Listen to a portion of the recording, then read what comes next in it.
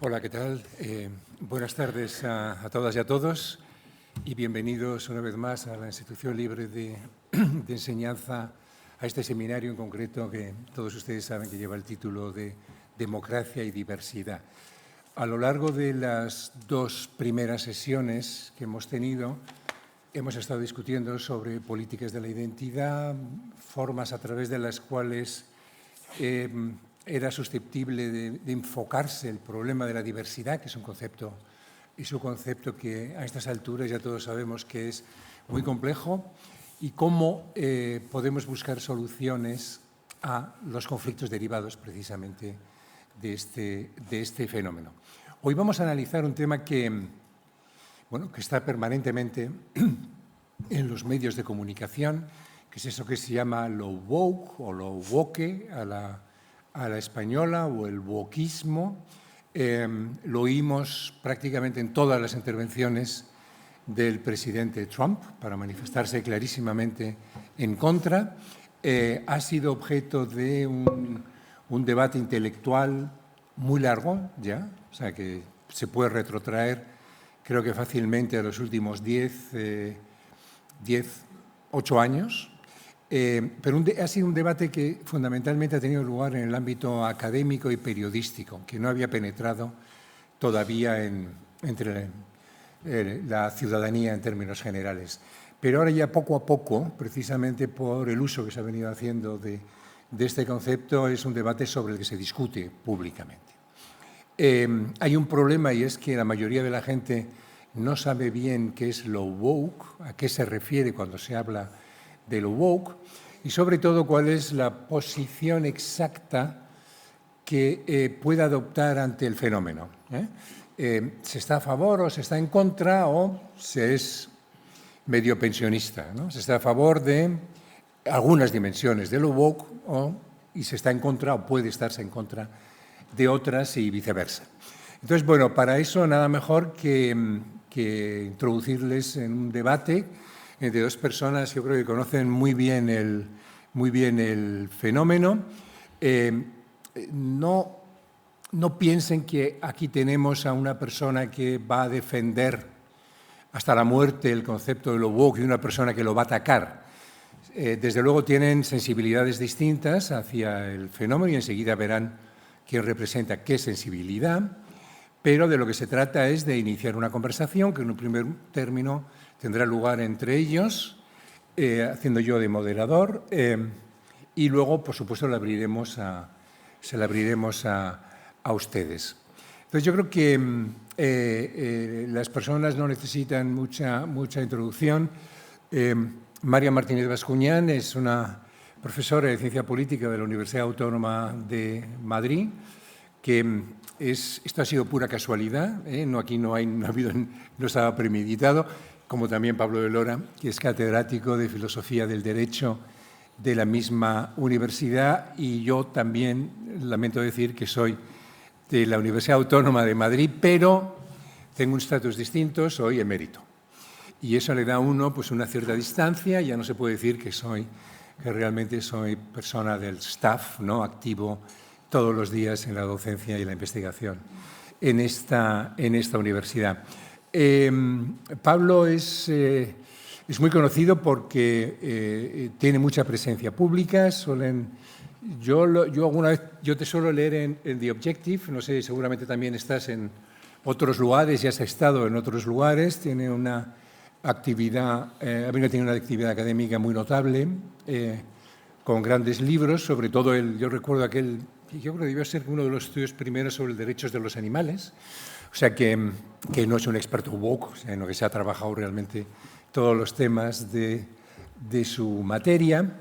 Y a Mariam le sonará a ustedes porque suele tener una columna que, eso me da mucha envidia, es la única que hay en los domingos del País, que viene con un dibujito,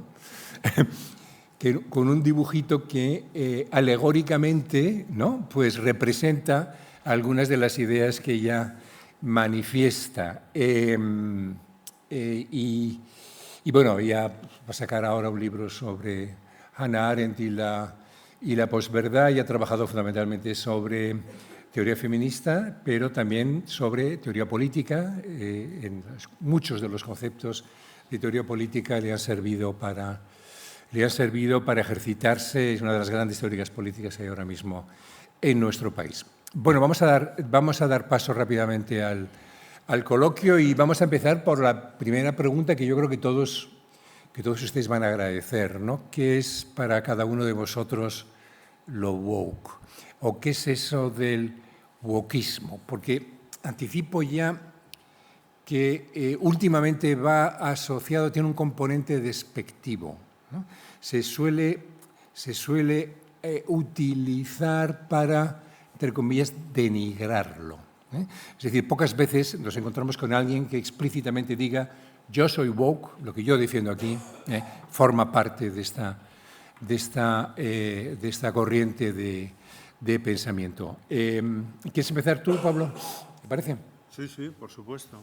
Bueno, pues muchas gracias en primer lugar a la Fundación y a los organizadores de este encuentro, en particular a Fernando y a Mariam, a quienes conozco desde hace unos cuantos años y de los que aprendo mucho siempre. Yo creo que con el término woke ocurre como con muchos términos en la teoría política o en la filosofía jurídico-política, y es que son términos paraguas enormemente vagos. Yo creo que woke tiene un contexto identificable, o sea, no me parece que sea imposible, ni mucho menos, precisar o identificar ese contexto. Ese contexto es un contexto cultural y geográfico muy preciso, que es el de los Estados Unidos de América, y más en concreto la lucha por la justicia social de la población africanoamericana o negra, o como quieran ustedes llamarlo, ¿no? Woke es esencialmente estar alerta o estar despierto, ¿no? Pero creo que lo que nos convoca aquí es más bien lo que se ha introducido dentro del paraguas, ¿no? Las muchas cosas y muy diversas que están bajo ese paraguas, y sobre todo las muchas cosas que están...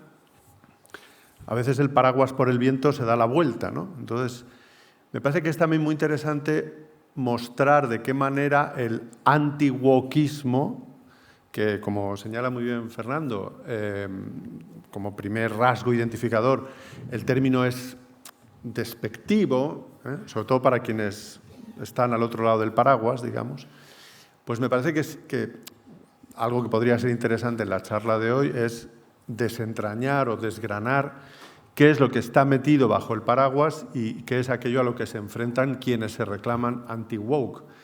Y creo que esa tarea es esencial porque tanto en la reclamación o en la vindicación como en la censura hay cosas demasiado heterogéneas. Yo podría mencionar algunas ahora, si no lo dejo para más tarde en la charla. En ese sentido ha sido útil en la retórica política, muy útil.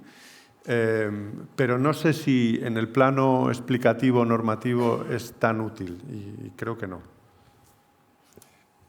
Mariam. Sí, pues muchísimas gracias por la invitación. Es un verdadero placer estar aquí para hablar de este tema y para hablar aquí precisamente en una institución que promueve el pensamiento crítico, que es, bueno, en teoría lo que pretende también promover lo que se ha denominado como movimiento woke, ¿no? Ya todo el mundo lo sabe. El término woke originariamente viene del inglés afroamericano, significa efectivamente estar despierto, es decir, consciente de las injusticias sociales, raciales y de género, aunque es verdad que hoy pues, ha sido ridiculizado, ha sido caricaturizado para, de alguna manera, pues, poner en evidencia el activismo progresista, ¿no? Entonces, hoy lo que se llama woke con desprecio, en realidad pues es un movimiento plural, como ha dicho Pablo, muy heterogéneo, que en teoría pues defiende derechos básicos, ¿no? Entonces, lo que se llama wokismo no es otra cosa que un intento colectivo de hacer justicia a quienes han sido sistemáticamente silenciados, y por eso aparece también en Estados Unidos, porque tiene esa vinculación sobre todo con el movimiento, con personas racializadas y después pues también con mujeres, con personas LGTBI+, y con personas también con discapacidad. Entonces, bueno, pues toda esta caricaturización que se ha hecho del movimiento woke ha pretendido, de alguna manera, decir que se ha fanatizado, ¿no? Cuando lo que realmente está haciendo es despertar esa conciencia de que el machismo, por ejemplo, no es un error individual, sino que es una estructura, de que el racismo no es un insulto puntual, también es una estructura que marca una desventaja estructural, y de que ser una persona trans pues no es ninguna teoría académica elitista, sino que es una realidad vital que experimentan muchas personas. Por tanto, yo tengo algún problema también con el título, porque lo que se llama caída no es el fracaso, o no es una moda. Lo woke es, como decimos, pues un movimiento por una justicia, por ese despertar, por ese estar atentos a injusticias estructurales, por una mirada crítica que no es ciega al poder ni sorda ante las víctimas, y que defiende que no puede haber libertad sin inclusión. Por eso, pues lo que promueve básicamente es una democracia más inclusiva, más derechos y sobre todo la concienciación más que la censura. Muy bien.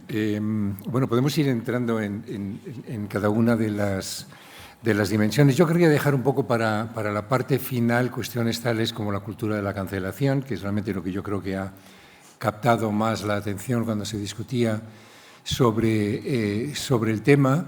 Y bueno, tratar de hacer un poco de genealogía, ¿no? O sea, el movimiento woke es un movimiento que se asocia siempre a la izquierda. Es más, yo creo que uno de los problemas que ha tenido el movimiento, sobre todo en los últimos años, es que un sector de la izquierda llegó un momento en que dijo, bueno, hasta aquí de políticas de la identidad. Parece como si los objetivos de la izquierda consistieran no en conseguir la justicia social tradicional, o lo que es lo mismo, ¿no?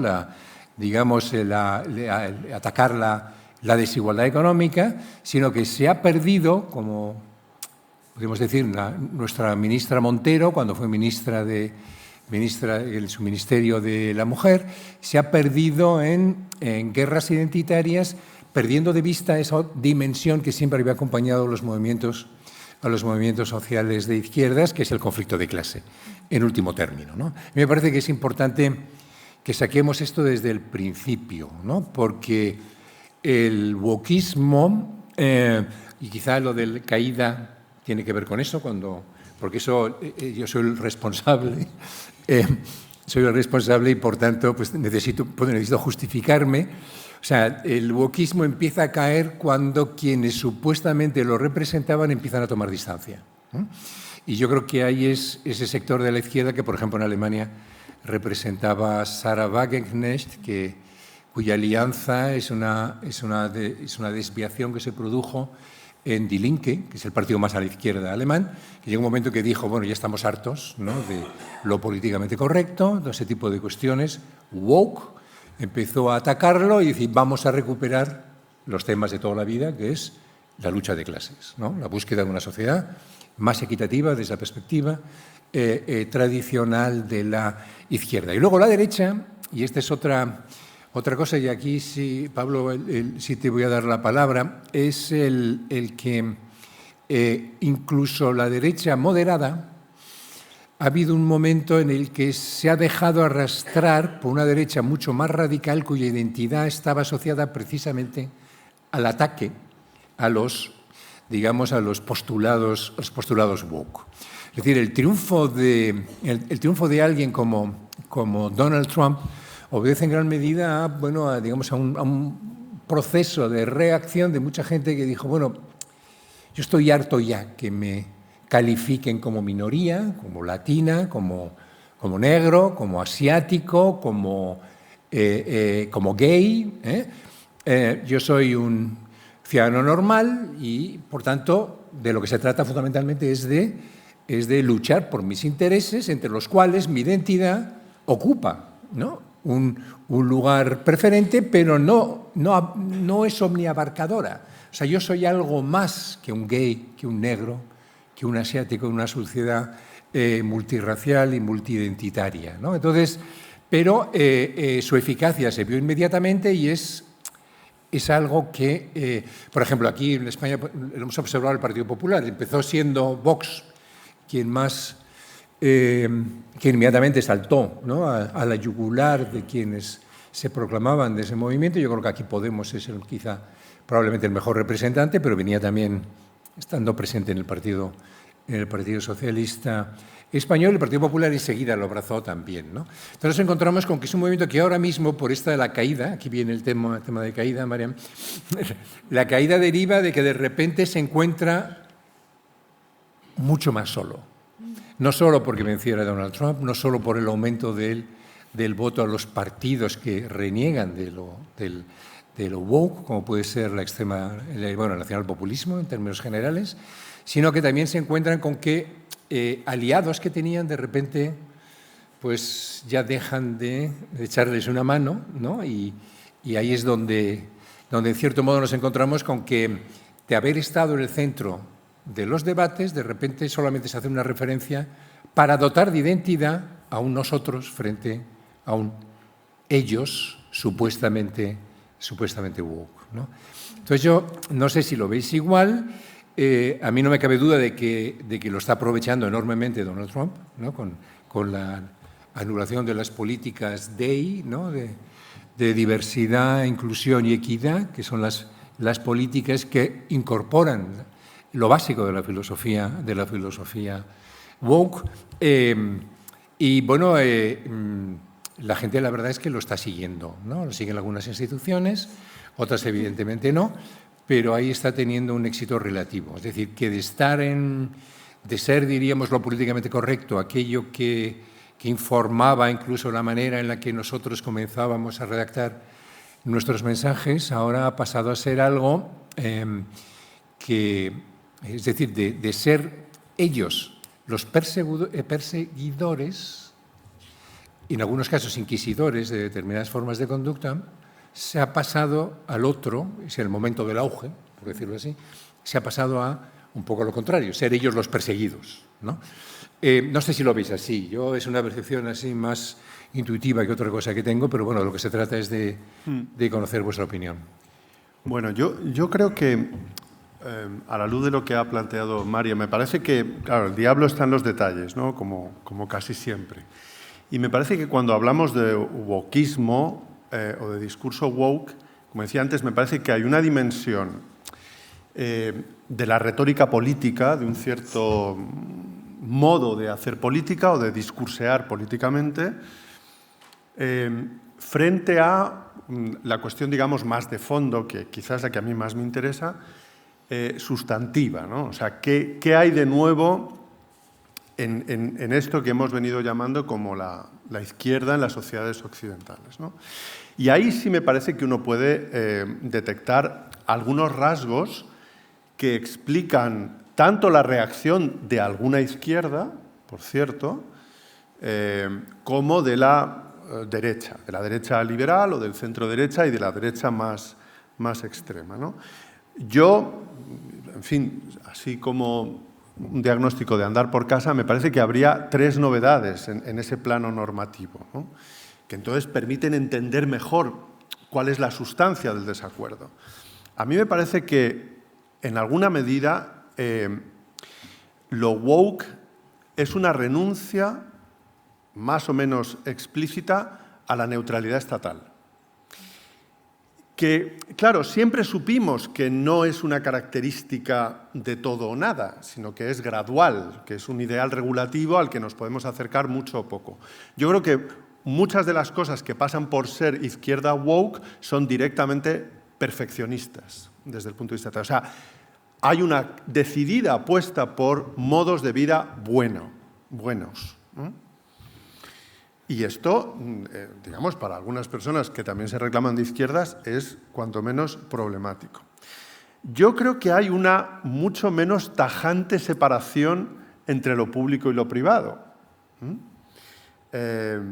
O dicho de otra manera, me parece que en el discurso woke uno puede detectar una moralización de la vida privada, bueno, que no extrañamente tiene que ver con muchos asuntos relacionados con el sexo, ¿no? Con las prácticas sexuales, con la dimensión moral y jurídica, sobre todo de la heterosexualidad. Y luego me parece que, bueno, y este es el leitmotiv de un libro que aquí se conoce muy bien, que hay un componente antiuniversal en algún sentido o tribal, y digo, ese es el leitmotiv del libro de Susan Neiman, ¿no? Left is not woke. Entonces, todo eso me parece que genera discusiones sustantivas y que valen la pena, ¿no? Y desde esa perspectiva, si es que uno entiende por lo woke la concurrencia de al menos alguno de estos rasgos, pues uno podría decir que hay una extrema derecha o derecha que es muy woke en este sentido. Es decir, que ha entendido que el juego es, o sea, que la neutralidad estatal ya no vale. Muy bien, pues de separación Iglesia-Estado, nada. Comunidad densa de valores, por cierto, los míos, vamos, los nuestros, ¿no? Y luego me parece que en el ámbito de la retórica política, bueno, no hay que olvidar o sea, a lo que aludo como el modo, el estilo, etcétera, no hay que olvidar que una de las primeras personas que llama la atención sobre cómo esa izquierda o esa reivindicación de la justicia social no puede quedarse en el puro señalamiento o en el puro estar alerta, uno de los que más célebremente llama la atención sobre eso es Barack Obama. En unas célebres declaraciones que hace, creo que fue en una universidad, a estudiantes norteamericanos, donde les viene a decir, no basta con estar alerta, ¿no?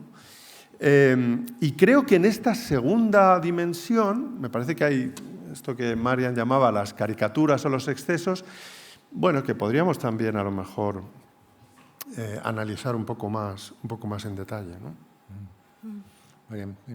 Sí, bueno, no creo que es un error vincular lo woke a las políticas de la identidad, porque lo woke no ignora lo material, sino que revela que lo identitario y lo económico están conectados. La división racial del trabajo pone de manifiesto que hay una división por raza que consiste en que, dependiendo del color epidérmico, pues vas a tener un determinado trabajo o vas a ser más apto socialmente para desarrollar determinados trabajos. La división sexual del trabajo pone de manifiesto que, por el hecho de ser señalada como mujer en la sociedad, eres vista como más apta para desarrollar determinados trabajos, como puede ser los del cuidado.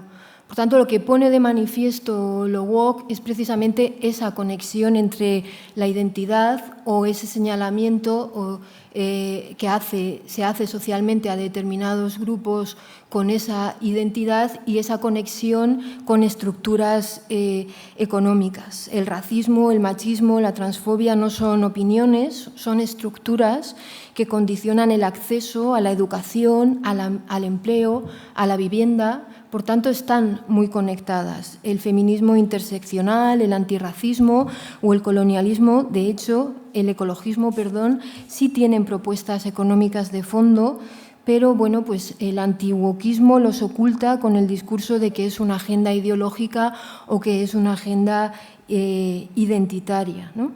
Entonces, ¿por qué se pone de manifiesto estas identidades? Pues lo decía también Hannah Arendt, si me señalan como judía, yo me voy a defender como judía. Es una manera de poner de manifiesto que tras esas identidades hay injusticias estructurales que tocan, como decimos, acceso a fuentes, a recursos, a la educación, al empleo, a la vivienda. Y esto es lo que ha puesto de manifiesto lo woke.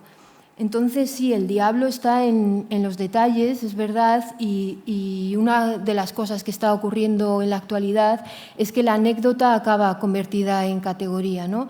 Con un par de exageraciones se pasa de ridiculizar todo un movimiento y, lo que es más importante, a minusvalorar el tipo de discriminaciones sobre las que trata de combatir y llamar la atención. A veces parece que molesta más un caso particular que la denuncia del racismo mismo, ¿no? Que somos incapaces de imaginar una sociedad sin racismo, por ejemplo, ¿no? Entonces, ¿cuáles son esos tres elementos también que decía Pablo? Bueno, lo que pone de manifiesto el wokismo es precisamente que esa neutralidad estatal en realidad encubre de alguna manera una moral dominante que invisibiliza la experiencia de otras personas, de cómo sienten, de cómo aman y de cómo quieren vivir sus vidas. Entonces, esa neutralidad que durante mucho tiempo pues ha invisibilizado y ha dejado en los márgenes la experiencia de muchas personas y, por tanto, bueno, pues se ha puesto de manifiesto que era falaz, ¿no? Entonces,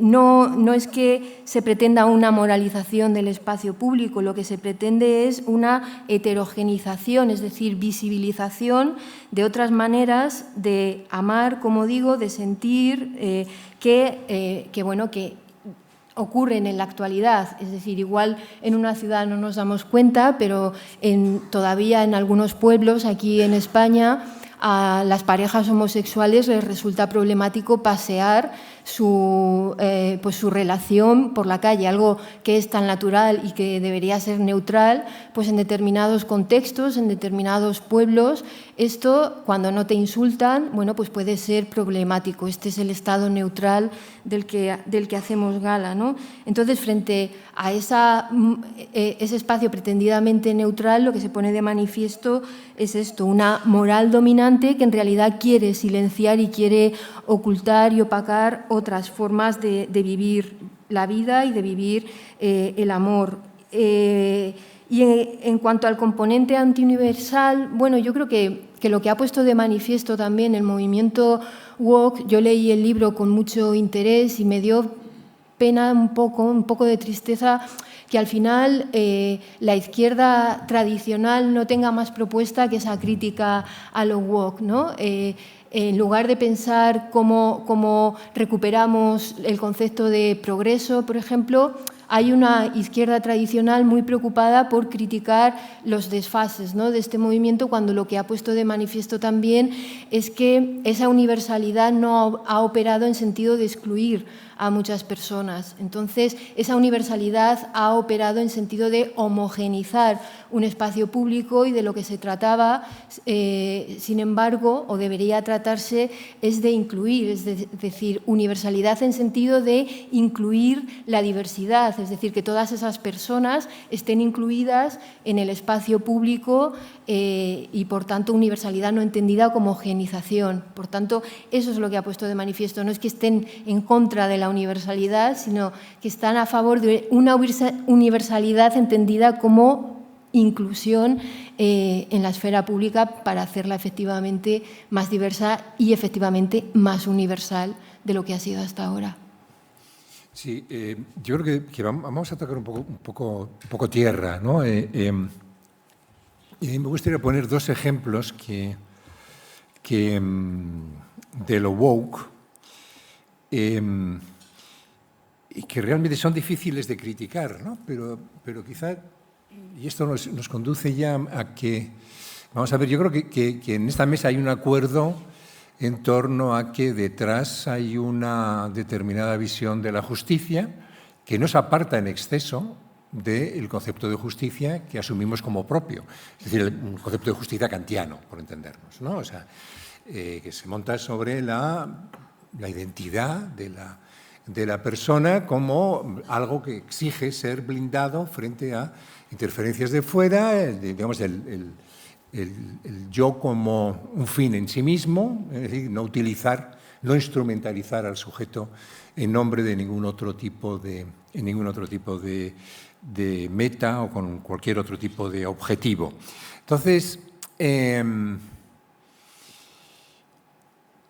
lo woke, yo creo que es algo así como, y aquí enlazaría un poco con lo que dijo Mariam y con el tema de la neutralidad del Estado.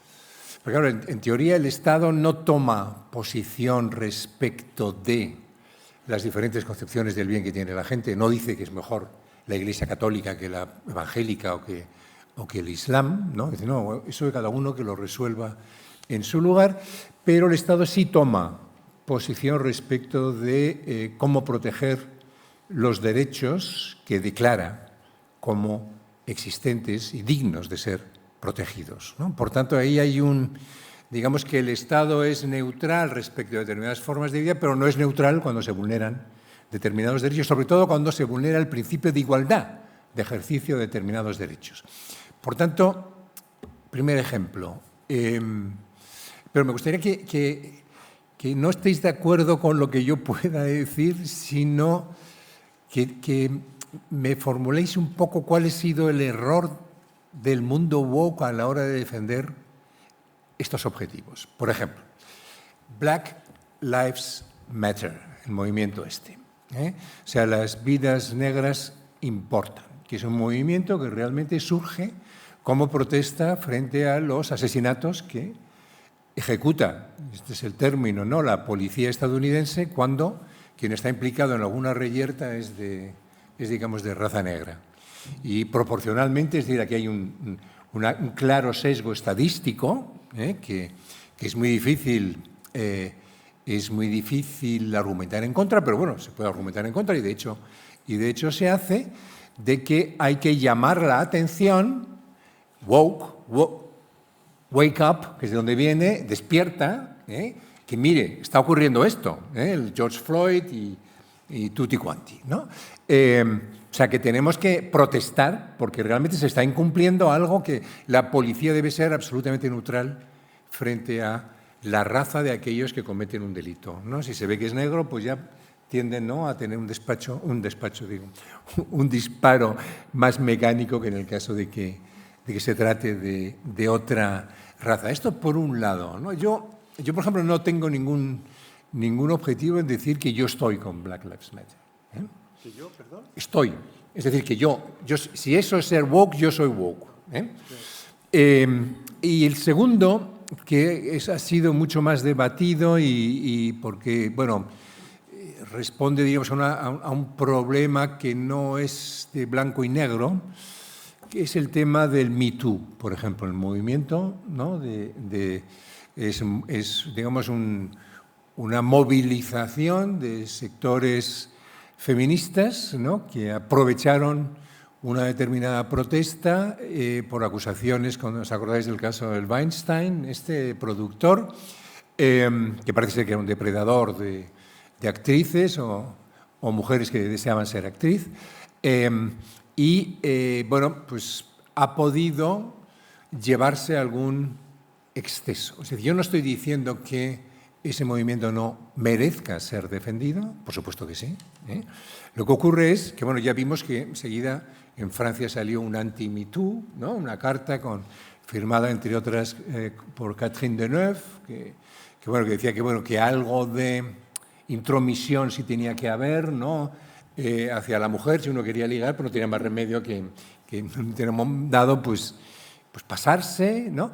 Entonces, bueno, esto ha dado lugar, yo creo que ha sido una de las fuentes, yo no sé, Manu, cómo lo ves tú, una de las fuentes a las que se ha agarrado más el antiwoquismo. O sea, precisamente porque es un tema que ha atraído mucho la atención del público general. El tema de Black Lives Matter lo hemos visto mucho más como un problema interior de los Estados Unidos, ¿no? Y que responde a, bueno, digamos, a prácticas racistas que todavía no han sido enmendadas, cuando deberían haber sido, indudablemente, enmendadas. El otro entra ya, digamos, es un espectro ya mucho más confuso, ¿no? O sea, si os parece, empezamos por estos dos, ¿no? Luego, si queréis, entramos en el tema del colonialismo, porque de ahí podemos seguir tirando y luego acabamos ya un poco en... O sea, que yo creo que hay dos dimensiones ahí que creo que son importantes en este tema. Uno es el fin, que me parece perfectamente asumible, el fin del movimiento, es decir, satisfacer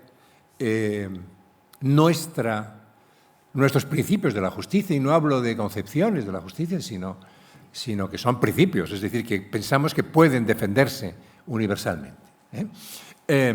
Y por otro lado, digamos, el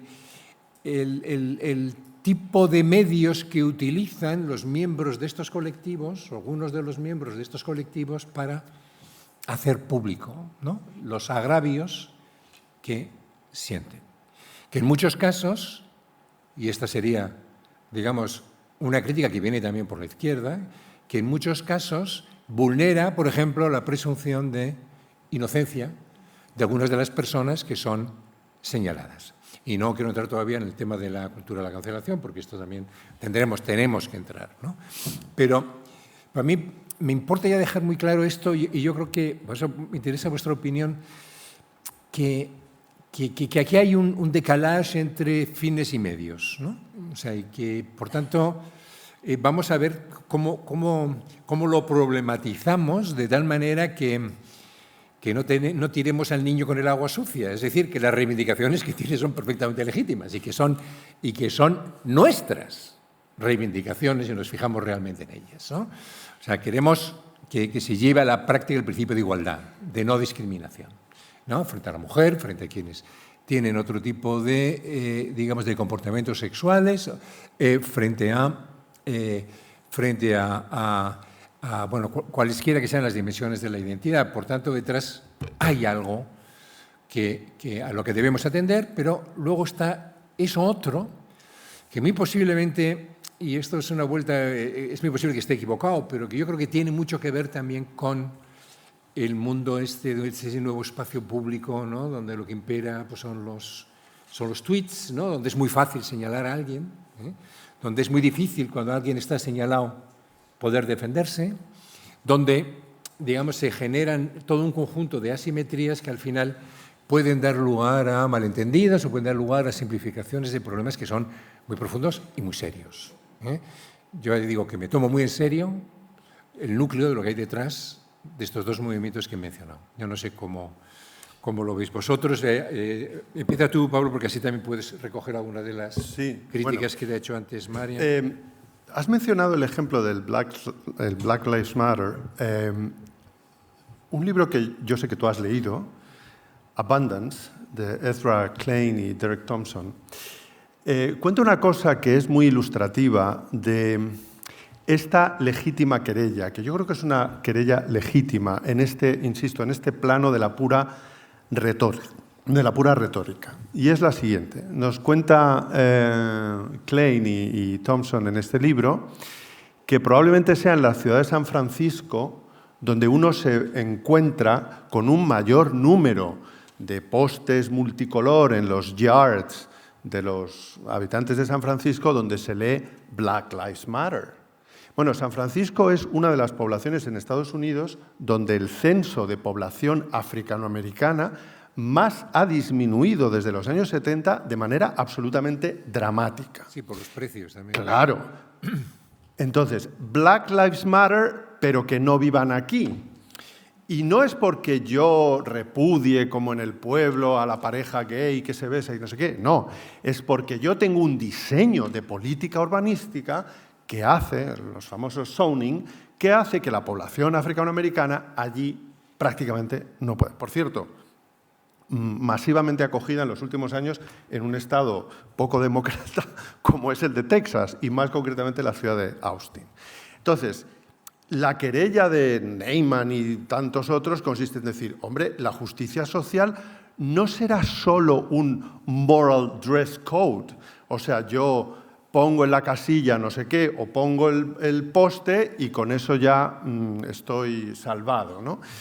Entonces, claro que uno asume el principio universal que hay detrás del Black Lives Matter y claro que uno tiene que ser consciente de que hay algunas correlaciones que son suficientemente sospechosas como para que podamos decir tenemos un problema muy serio, como antes apuntaba Marian. Pero claro, ¿qué es lo que puede estar en juego? O sea, ¿estamos dispuestos a pagar algunos precios?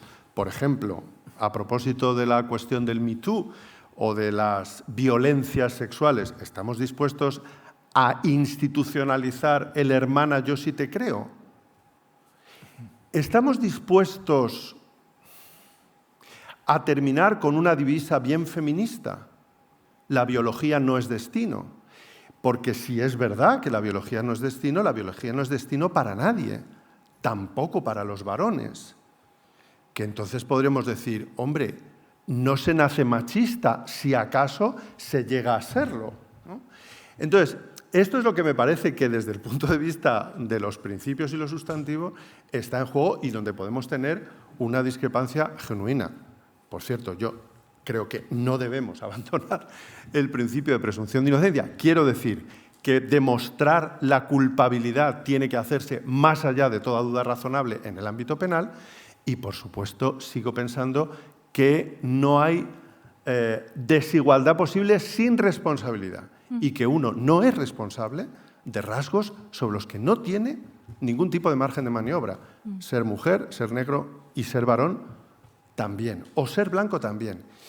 Y luego, hombre, yo creo que al menos, porque claro, lo de la presencia y la representación y las voces en el espacio público, pues aquí habría que afinar un poco también, porque yo desde luego puedo mencionar espacios públicos en los Estados Unidos y aquí, donde manifestar una determinada ideología muy conservadora es enormemente problemático. Sí. Bueno, sobre la realidad de Estados Unidos, pues como probablemente la conocemos, ¿no? Hemos vivido allí, hemos hecho estancias de investigación en ciudades importantes de Estados Unidos y hemos visto cómo se ordenan las ciudades como Chicago, como Nueva York, en conformidad con guetos, ¿no? Como ocurre también en muchas ciudades ya europeas, la famosa banlieue, parisina, etcétera. Y esto pone otra vez la conexión entre las personas que están racializadas y el acceso a los recursos que tienen estas personas precisamente porque se socializan en determinadas áreas. Entonces, esto que ocurre en San Francisco pues ocurre en la mayoría de las ciudades y forma parte de esa conexión, como digo, de las identidades y los problemas estructurales económicos.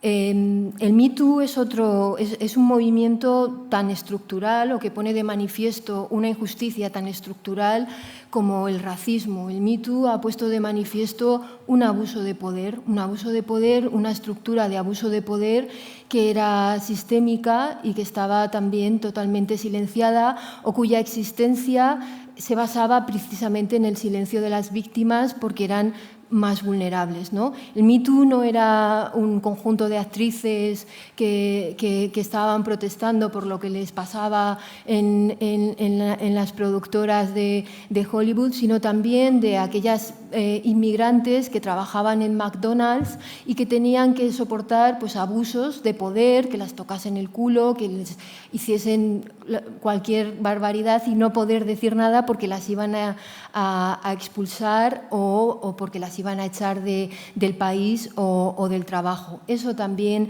ha sido el Me Too. Entonces, bueno, se trata de institucionalizar el hermana yo sí te creo, no porque es un movimiento y como todos sabemos, los movimientos sociales lo que hacen es efectivamente despertar y llevar a las instituciones algo que las instituciones no están sabiendo acoger. Es decir, menos del 1% de las demandas por agresión sexual, por violaciones, prosperan.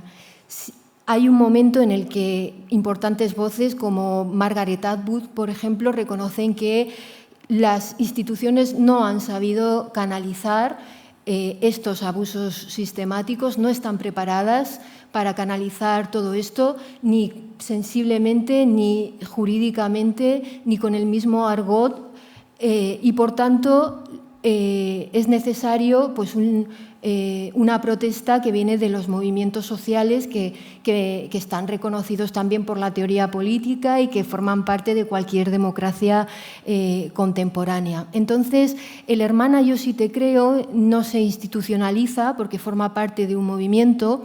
Lo que pone de manifiesto este movimiento con el Hermana Yo Sí Te Creo es que tu voz vale lo mismo que la del poderoso. Es que tu voz vale lo mismo que la de Gerard Depardieu. Eso es lo que pone de manifiesto el Hermana Yo Sí Te Creo, es la igualdad en la voz. Es la igualdad y es, de alguna manera, ese poner el énfasis en que a partir de ahora yo no voy a tener miedo de decir que este señor que es poderoso ha cometido esto delante de un tribunal. Eso es institucionalizar, si lo queremos entender así, el Hermana Yo Sí Te Creo. Entonces, no se nace machista, por supuesto que no. Lo que ha puesto de manifiesto y lo que sigue poniendo de manifiesto y lo que hoy más que nunca pone de manifiesto el feminismo es que hay roles de socialización de género que acaban derivando en pautas estructurales y sistémicas, que existe una realidad que se llama violencia de género, que tiene que ver con una violencia sistémica, y con esto hay evidencia empírica, que se produce mayoritariamente de hombres hacia mujeres. Es decir, la violencia de género es una relación de poder cuya manifestación más brutal se produce a partir de esa violencia, ¿no? Es una relación de desigualdad estructural cuya manifestación más brutal es la propia violencia. Y es de género precisamente porque se da mayoritariamente de hombres a mujeres. ¿Esto quiere decir que haya que argumentarlo en términos biologicistas? Por supuesto que no. De esto sabe mucho Simone de Beauvoir, es la que nos ha sacado del esencialismo. Por cierto, la que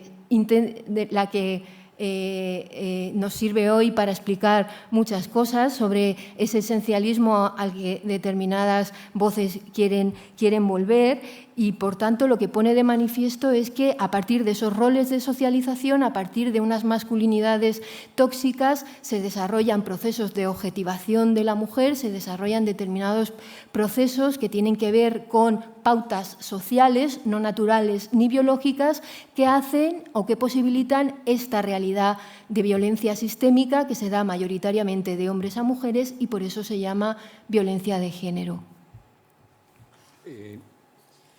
Yo es que no soy un participante más aquí, sino que realmente quienes debatís sois vosotros, ¿no?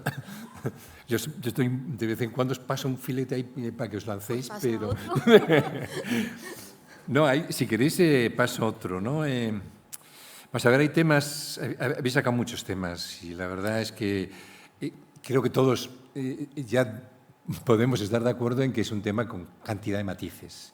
Y que aquí es donde está realmente en los detalles, efectivamente, es en lo que tenemos que fijarnos. Hay algo que me parece que ofrece un buen ejemplo, el uso que hace Donald Trump del término antisemitismo. O sea, el antisemitismo era una declaración woke. Esto tiene que ver un poco con el proceso, diríamos, de péndulo, ¿no? Como el péndulo ha ido de repente hasta el final. Ataca a Harvard acusándola de antisemita, cuando realmente lo que hace Harvard es no sé, tratar de protestar por lo que está ocurriendo en Palestina y lo interpreta además como el ejercicio de la libertad de expresión. No, es antisemita. O sea, de repente recurre a un concepto esencialista para darlo radicalmente la vuelta. Es decir, antisemita es quien yo decido que es antisemita. Pero claro, Mariam, aquí es donde yo creo que se puede hacer la crítica más potente al wokismo, ¿no? Que es que las presuntas víctimas son las únicas que tienen la capacidad de definir por qué son víctimas y qué son víctimas. ¿no? O sea, es decir, tú no puedes decidir si alguien es antisemita, tiene que ser un judío quien decide que tu comportamiento denota antisemitismo, que igual un observador exterior no lo percibe.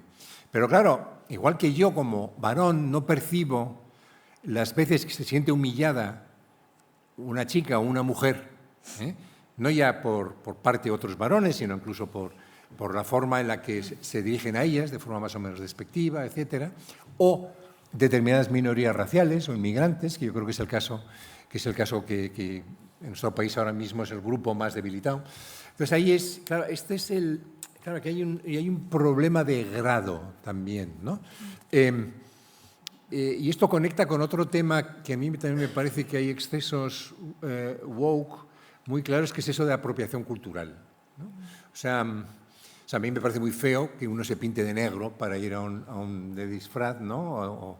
O de moreno, ¿no? Vestido de hindú o de rey mago, ¿no? De Baltasar, ¿no? Que se venía haciendo, por cierto, incluso algún pueblo todavía se sigue haciendo ahí en la cabalgata de Reyes. A mí sí me parece que vulnera, es decir, quien lo es, dice, bueno, ¿esto qué es, no? Se utiliza mi raza como un juego, ¿no? Y entonces, por tanto, yo creo que hay que escuchar la voz legítima.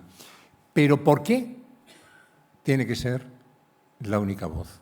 Es decir, ¿por qué? Esto es lo woke. No quiero decir que sea, por ejemplo, porque el feminismo sí tiene toda una tradición, ¿no? de abrir, diríamos, la discusión sobre lo que significa ser mujer, etcétera, sobre la sociedad patriarcal, que es algo sobre lo que han teorizado también muy claramente muchos varones, ¿no? Entonces, bueno, ahí es donde yo encuentro el punto difícil muchas veces de algunas de las manifestaciones woke y anti-woke, es decir, que funciona también por los dos lados, como trataba de señalar con el ejemplo trumpiano ¿no? del antisemitismo, ¿no? De repente, vaya, ser antisemita es malo, ¿no?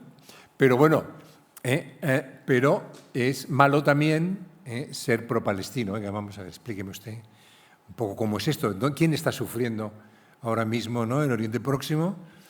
Yo no niego que sufran los judíos, pero quiero decir que donde vemos un sufrimiento mucho más, porque es el más débil, ¿no? Pues es precisamente en Gaza. Bueno, pues eso se tabuiza, ¿no? No sé si entendéis por dónde voy, porque igual no me he explicado del todo perfectamente, bien. Y además tengo varios ejemplos en esa misma línea, pues venga, que está muy bien tirado, como se dice ahora. Bueno, al final, esto del antisemitismo de Trump, que son falacias que operan como maneras de clausurar ilegítimamente el debate. Entonces, no, mire, no me acuse usted de antisemitismo solo por empezar a dudar de que la respuesta actual del Estado de Israel frente a lo que ha pasado en Gaza sea no ya proporcional, sino no directamente muy criminal, ¿no? Entonces, yo le digo antisemita y se ha terminado la conversación. Bueno, esto pasa muchísimo también en relación con muchas de las supuestas vindicaciones woke.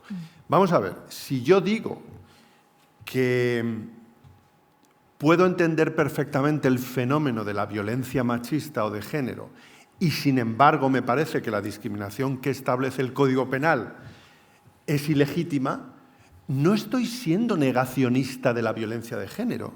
Estoy siendo negacionista de una particular, determinada respuesta institucional o jurídica. Si yo digo que la autoidentidad de género no es un derecho humano, no estoy negando las realidades que viven los trans, ni estoy siendo necesariamente transfóbico. Si se me dice eso, se está operando como está operando ahora mismo Trump. Porque lo que yo estoy queriendo decir, por ejemplo, es, volviendo con la neutralidad, no, mire, es que yo creo que no hay que registrar el sexo en el registro civil. Problema resuelto. No hay identidad sexual en el registro civil. Se acabó el problema. Bueno, y así podría poner otros muchos ejemplos. Entonces, hay una forma sutil y falaz de clausura del debate público que han practicado importantes wokeistas o personas de la supuesta izquierda woke y que han practicado y siguen practicando personas que no están dispuestas a que se confronten argumentos, como es el caso de Donald Trump y sus epígonos. Sí, Bueno, yo es que creo que también es un poco falaz hablar de los excesos, ¿no? Y que esto ha podido provocar lo que estamos. Bueno, yo creo que aquí se invierte un poco la relación de causa y efecto. Fue el autoritarismo racista, neoliberal, misógino, el que genera una respuesta crítica desde los movimientos progresistas. Y claro, sucede como ha sucedido siempre, cuando el poder empieza a ser cuestionado, pues nunca responde con humildad, sino como una reacción violenta y desde esa nostalgia autoritaria que estamos viendo en la actualidad. Pero vivimos también un momento en el que se nos intenta hacernos creer que el trumpismo es una reacción comprensible a los excesos woke, cuando es al contrario, ¿no? Es una lectura profundamente equivocada porque invierte la causa con el efecto. Y a mí me parece interesantísimo estos ejemplos que estamos poniendo, porque es verdad que hay una forma de brocha gorda, ¿no? para acabar con estos debates, ¿no? No me acuse usted de puritana porque no me estoy riendo de su chiste. No soy ninguna histérica ni ninguna puritana porque no me hace ninguna gracia su chiste. No me llame histérica porque estoy criticando a este humorista, porque resulta que tiene consecuencias sobre el debate público y tiene consecuencias el hacer humor sobre determinadas cosas. Y por tanto, bueno, pues esto no quiere decir que yo sea una monja, no quiere decir que sea una histérica y no quiere decir que sea, como digo, pues una puritana. Entonces hay muchas formas, efectivamente, de cerrar el debate, como decía al principio de la intervención, ¿no? Haciendo de la anécdota una categoría y, sobre todo, caricaturizando una crítica. Es decir, hay mucha nostalgia cuando quienes siempre tuvieron la palabra son interpelados por quienes nunca fueron escuchados, pues no responden con el diálogo, sino con esa caricatura y, como digo, como lo estamos viendo actualmente, con esa nostalgia autoritaria. Esa es la verdadera raíz de la ola reaccionaria actual, no el exceso de conciencia, sino la incomodidad con determinadas, con que se ponga de manifiesto determinadas injusticias. Muy bien, estamos. Yo creo que ya es el momento de que participen ustedes en este diálogo. Llevamos ya una hora. Han podido hacerse una idea más o menos de programa todos. La verdad es que este tema da para muchísimo, y podríamos analizar, incluso utilizar estudios de caso, que yo creo que alguno ha salido, pero que pueden salir muchísimos más. Bueno, tenemos, como siempre, a Javier, que es el que controla las entradas que vengan desde fuera, pero vamos a, si les parece, vamos a que manifiesten ustedes su opinión o que simplemente pues se adscriban a un... yo también soy woke o yo también soy anti-woke, como quieran formularlo.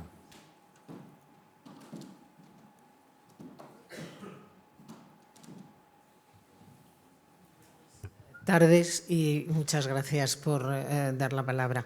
Yo simplemente quería hacer un comentario, ni woke ni anti-woke, que quizá se ha ido a...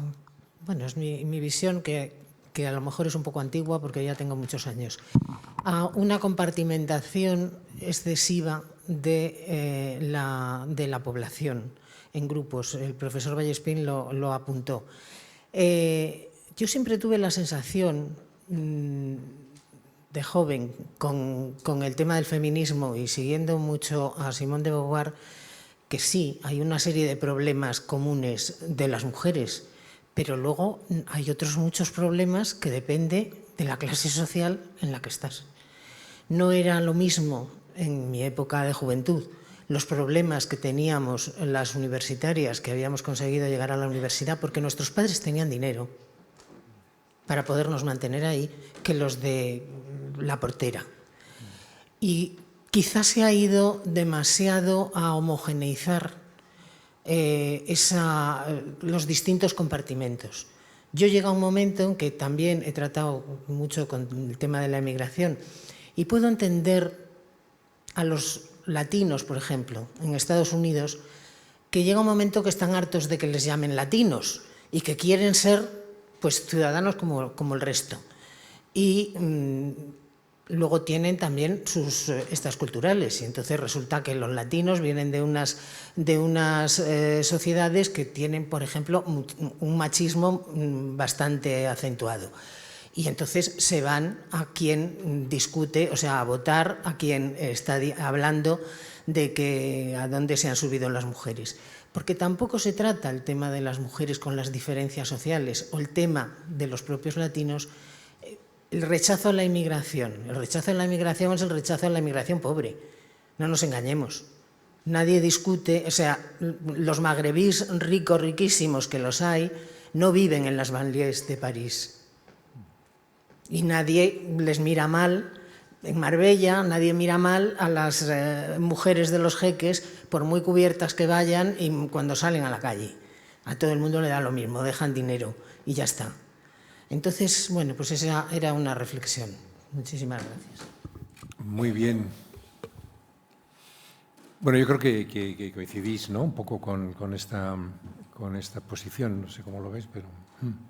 Bueno, es que yo no acabo de entender esto de la homogenización. O sea, el feminismo lo que ha puesto de manifiesto son estructuras de desigualdad basadas en el género. Y lo hablábamos antes, usted tuvo la suerte de ir a la universidad, pero seguramente está atravesada por una estructura que se llama división sexual del trabajo, que hace que la mayoría de la gente de su entorno piense que por ser mujer es más apta para desarrollar determinados trabajos, o que si usted tenía un hijo, pues que era usted la que se tenía que quedar en casa frente al marido, etcétera, ¿no? Entonces hay pautas que sí, claro, que se tienen que homogeneizar para ver esas injusticias sistémicas. Entonces, el aborto es un problema que afecta también, no es que nos estemos homogeneizando. De hecho, una de las contrarreformas que quiso llevar a cabo Gallardón después de la reforma de Zapatero fue tumbada por las mujeres del PP, porque ellas sabían perfectamente qué suponía volver a la ley de plazos del aborto. Entonces, esto es homogeneizar, esto es sacar a la luz estas estructuras sistémicas que, con independencia también de la clase social, nos afectan. Después, por eso aparece el feminismo interseccional, que ya pone otras variables en el terreno, ¿no? Usted, por ser inmigrante, pues aquí se tiene que callar, porque si está denunciando el abuso de poder de su jefe, pues probablemente la expulse del país. Entonces, es desde ahí, desde esa identidad de inmigrante, desde donde se defiende, porque tiene que defender un derecho, ¿no? Y porque está posicionada socialmente de una manera distinta a la que usted está posicionada. Eso no es compartimentalizar, eso es poner en evidencia las distintas estructuras para luchar por derechos que se nos vulneran o no, dependiendo de la posición que ocupamos en esas estructuras. Yo, vamos, he querido entender lo que usted apuntaba y intuitivamente, porque yo no hago, en fin, estudios empíricos, pero a mí me sigue pareciendo, como usted dice, que todo está atravesado. Claro, por cierto, yo creo que muchas veces convendría hacer el esfuerzo también de al menos intentar saber cómo cruzan esas intersecciones, cuánto valen unas frente a otras. Es sistémico, pero lo es igual que hace 100 años o menos, y por qué. Y la estructura, ¿qué elementos tiene? ¿Dónde se pueden atacar, ¿no? Nota a pie de página que cierro. Probablemente la cuestión puramente material es lo que, si uno tiene que elegir un indicio, pues marca casi todas las diferencias. Y en ese sentido creo que tiene usted que sigue, digamos, no habiendo casi nada nuevo bajo el sol, en esa dimensión que, por cierto, la izquierda más tradicional pues sigue reivindicando frente a los identitarismos, ¿no? Y yo, por cierto, estoy de acuerdo con Marian en la posibilidad de que uno se rebele y esté alerta frente al chiste que no le gusta, el mal ejemplo, etcétera, ¿no? Y en ese sentido creo que todos debemos aprender un poco a no victimizarnos en exceso, que es también otro de los excesos wokies, ¿no?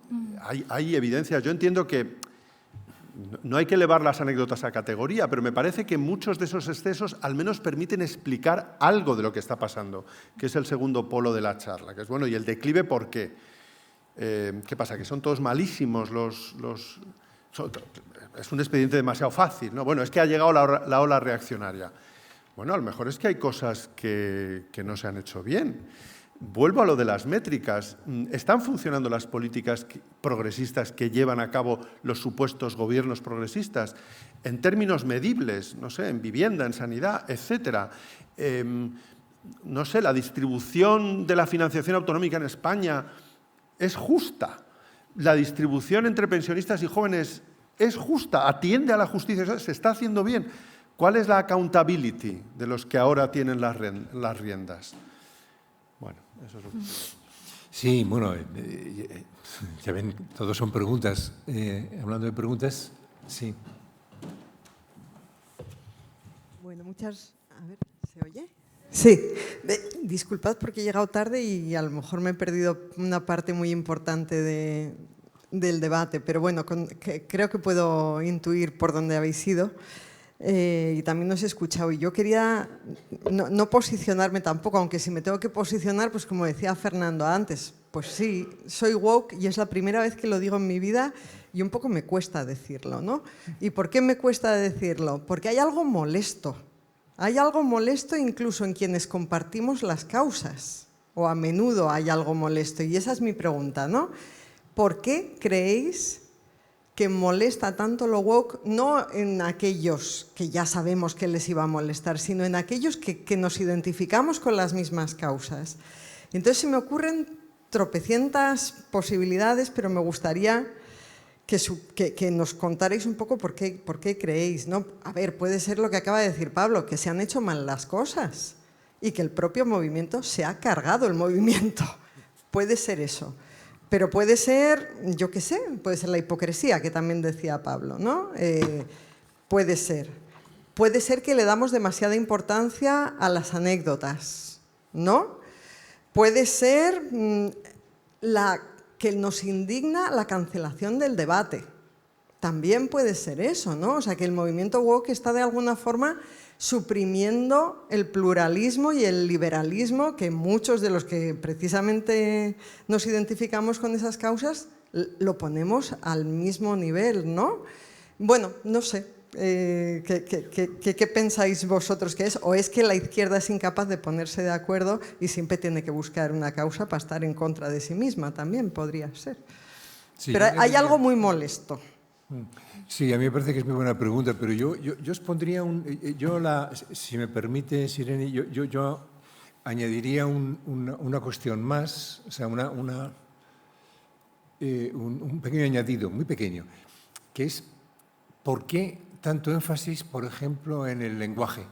¿No? O sea, que a mí me parece que eso, lo vimos el otro día, el lunes pasado, cuando se abordó este tema, el profesor Wolfgang Merkel pues dijo, bueno, en Alemania acaba de salir una encuesta donde lo que ellos llaman gendern, o sea, que es poner siempre todo en masculino y femenino. En alemán es añadiendo ahí un sufijo ahí de innen y tal, ¿no? El 75% están en contra. Pero, sin embargo, dentro de ese 25% que está a favor, hay una especie de movilización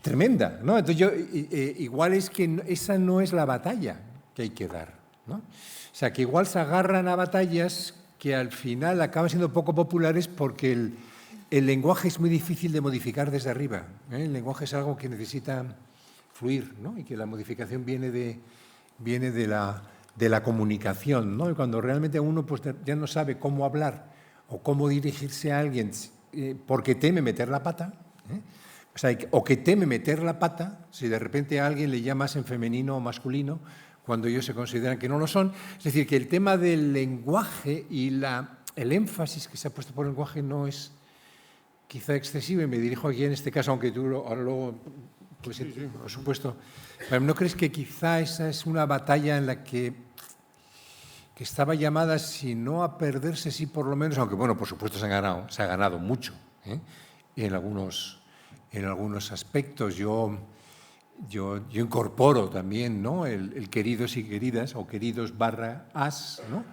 Pero bueno, el convertir ahí, ¿no?, la batalla, traducirla al propio instrumento que utilizamos para comunicarnos, parece estar llamado ya a impedir una auténtica comunicación, ¿no?, racional entre nosotros, ¿no?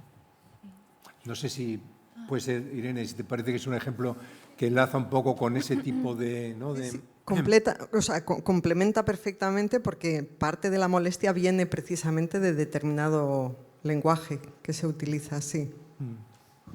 Sí, yo... bueno, Pablo. No, Mariam. Vale. Es verdad que tenemos que evitar, y te contesto a ti primero, Pablo, el victimizarnos en exceso, pero yo creo que lo que ha sucedido ha sido precisamente la inversión de la victimización, es decir, que contradice la realidad constatable de la victimización. Es decir, una victimización que ahora está defendiendo a la mayoría frente a una minoría que supuestamente la ataca por poner de manifiesto pues, las injusticias que sufre, ¿no? Y se dice no se puede hablar ya de nada, ya no sé ni cómo ligar, no sé si hacer esto porque entonces me van a acusar y me van a llevar a prisión, y como las chicas ya no me quieren, entonces me hago incel y hago cualquier barbaridad, ¿no? Entonces, pues sí, a ver, cuidado con la victimización y con darle la vuelta a esa victimización y de quienes aparecen como víctimas ahora en el espacio público. Yo creo que no, Irene, no estoy contigo de acuerdo en esto, porque yo creo que lo que ha ocurrido es que se ha democratizado el espacio público, es decir, y sobre todo el derecho cancelar no es abrir a la crítica. Es decir, una persona no está por encima del bien y del mal, y es lo que se está viendo ahora, es decir, que algunas personas estaban subidas en unas tarimas y entonces no se les podía contestar, y ahora se les empieza a contestar y entonces reaccionan desde ese victimismo. Mire, esto que le ha pasado a usted me lleva a mí pasando toda la vida y en fin, lo estoy llevando medianamente bien. Es decir, que creo que es infantil también pretender que usted puede decir cualquier barbaridad y no se le pueda criticar. Esto, pues claro que se le puede criticar y no se puede parapetar en nada, ni en el humor, ni en su cátedra, ni en la editorial, ni en nada. Y además es curioso porque las personas que están denunciando la cultura de la cancelación al mismo tiempo se reparten los micrófonos, es decir, que tienen acceso a los principales medios de comunicación, a las principales editoriales y tienen voz en el espacio público. Entonces, me parece curioso que esto sea un problema, ¿no?, para determinados colectivos. Y luego, sobre los códigos lingüísticos, pues tampoco estoy de acuerdo, estoy sola. Me parece estupendo, sí, cada vez te vas.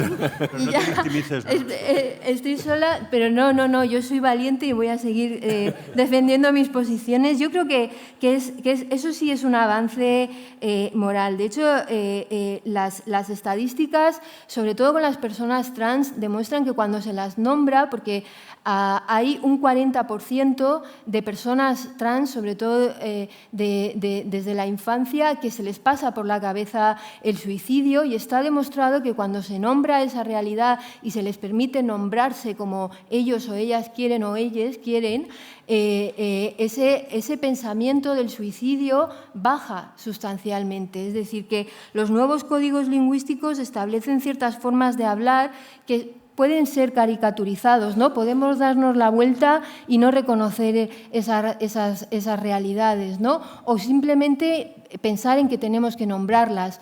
No existía la palabra jueza, ahora existe. No existía ni siquiera la palabra trabajadora, ahora existe también. Es decir, que el lenguaje tiene que hacer ese acompañamiento social. Pero hablaba de los excesos. Por tanto, no, claro, es que también se decía que era un exceso decir jueza, ¿no? Entonces, pues así se avanza en la sociedad, ¿no?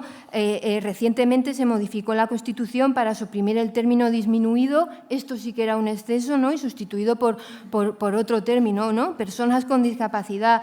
Solo un desalmado consideraría innecesario este cambio, dejará de lamentar que hayamos tardado tanto en ser conscientes del desprecio que se contiene a determinadas denominaciones. Entonces tiene todo el sentido defender esa corrección, que quiere cambiar aquellos modos de hablar que implican una falta de reconocimiento y una falta de respeto a determinadas personas, sobre todo cuando tiene una incidencia tan fundamental en la propia vida. Es que esto no es identidad, es que esto tiene que ver con la vida de las personas. Y yo creo, y ya acabo con esto, que el antiwoquismo de alguna manera se está convirtiendo a base de repetición en una forma de corrección política. Es decir, que ya es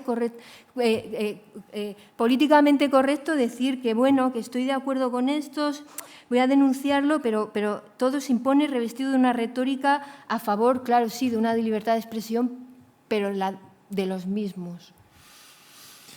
Ay, qué difícil eso sí. Yo quería decir algo a propósito, Sí, venga. si puedo, rápidamente. Sí, claro.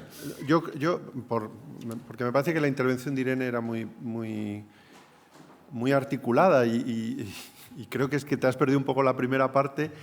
Iba a decir, pues lo has diagnosticado perfectamente. O sea, me parece que todo ese conjunto de asuntos están ahí presentes como explicación del rechazo. Y yo insisto, y no es poco, en el asunto de la hipocresía o el consejos vendo que para mí no tengo, y también en la banalización de algunas víctimas de verdad, mediante el expediente de, bueno, pluralizar todas las violencias, todos los privilegios. Yo me he tomado la molestia de leer algunos célebres day statements. O sea, estas declaraciones que muchos profesores tenían, no sé si a partir de ahora van a tener que seguir haciéndolas, para poder ser contratados en las universidades de la Ivy League y casi en cualquier universidad estadounidense. Hombre, si yo soy de verdad mujer, migrante, explotada, y leo algunas de esas declaraciones donde personas muy acomodadas, con enormes privilegios, declaran pues eso, factores de victimización que, hombre, no pueden estar en pie de igualdad ni muchísimo menos. Entonces, esto es a lo que yo antes me refería con el dress code moral, ¿no? Que puede estar, y creo que de hecho está también en la explicación o en el diagnóstico.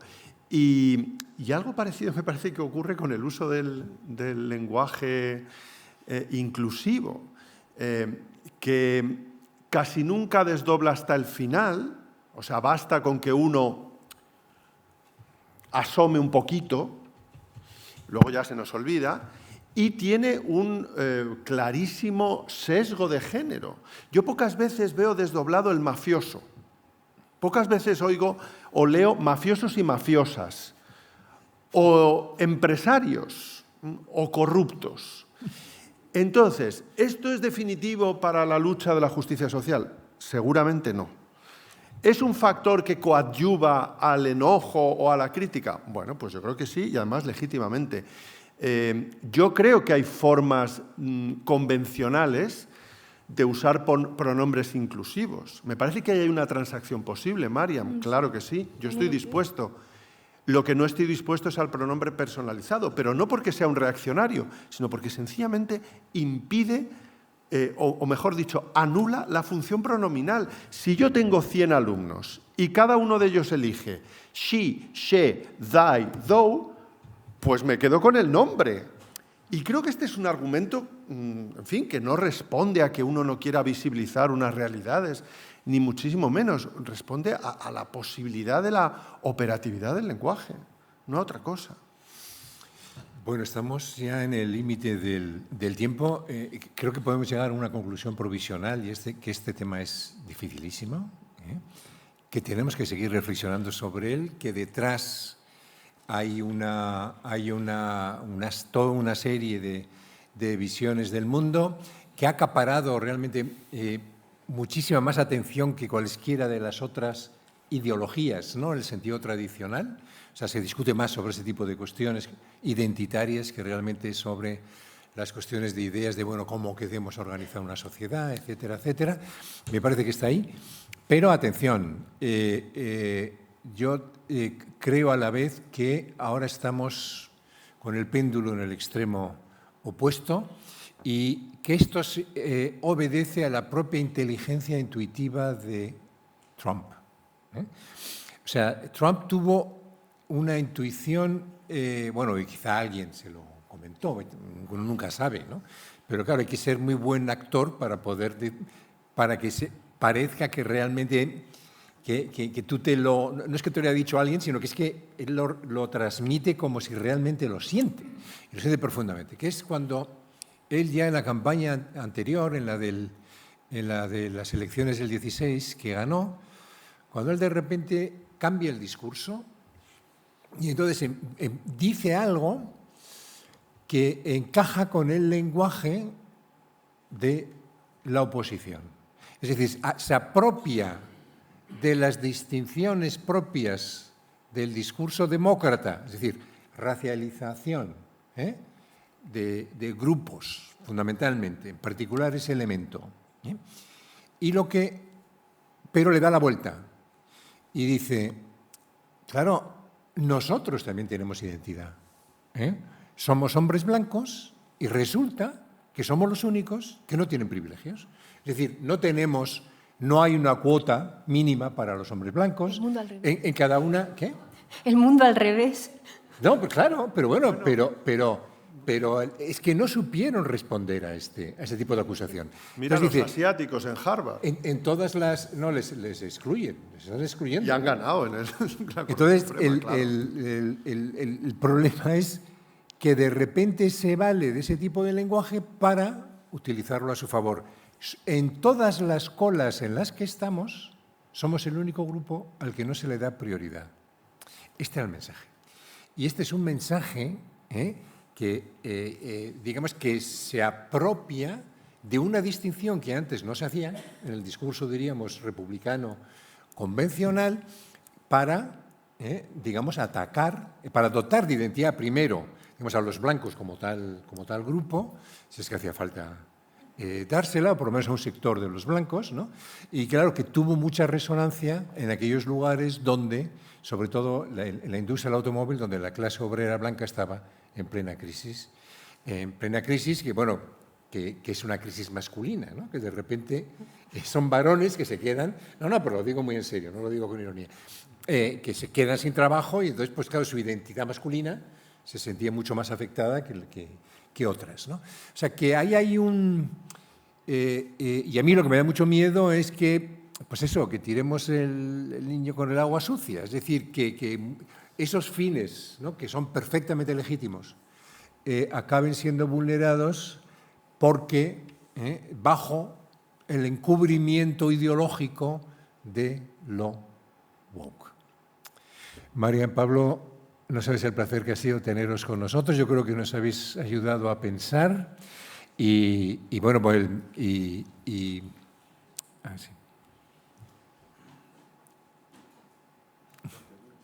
¿Más preguntas? Perdón, venga, la última, sí. No, yo al hilo del debate sobre el lenguaje quería solamente hacer un poco aclaraciones. Una en parte a lo que decía Pablo. ¿Por qué? Porque yo creo que uno de los problemas que ha tenido el woke o la caída un poco de la izquierda, porque lo estamos viendo en Europa, es que precisamente puede que venga por la ridiculización de parte de las batallas o de los referentes de lucha, como puede ser en el caso del feminismo con el lenguaje.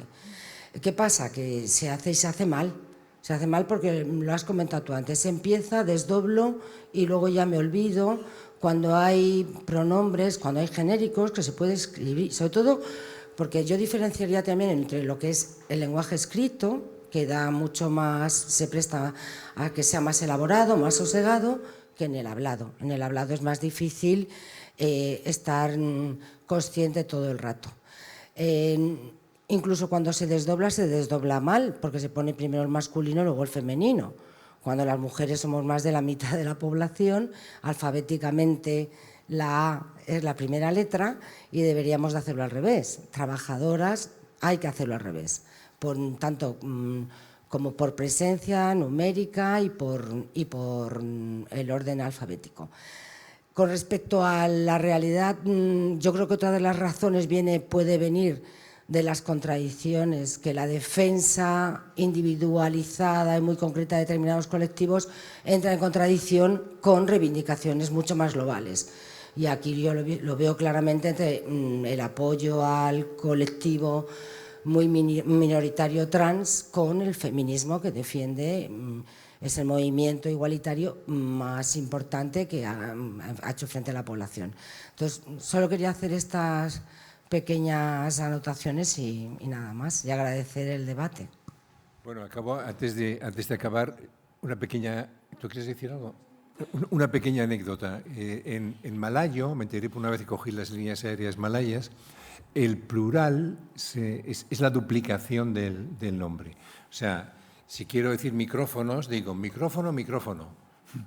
Como vascos y vascas, ¿no? Es decir, entonces, claro, el efecto que tiene, esto es una tontería, o sea, simplemente, pero el efecto que tiene es que te cambia, digamos, la percepción de los ritmos lingüísticos, que es el problema que tuvo en Alemania, precisamente por la peculiaridad de la lengua alemana cuando aplica el femenino, ¿no? Que es a lo que yo me refería. No quería decir con eso que el lenguaje sea neutral o que, desde luego, que el lenguaje no es... Yo una pequeña puntualización, por ejemplo, con esto que hablabas de desdoblar, normalmente se dice violadores y no violadoras, porque también es más difícil que se nos ocurra a Merkel, por ejemplo, haciendo lo que hizo Strauss-Kahn, ¿no? Bueno, ya se ha acabado el debate. Ya sé que ahora empezamos a entrar en la parte buena, pero bueno, eso la pueden seguir ustedes en su casa con sus amigos o con su familia. Muchas gracias por su presencia, como siempre.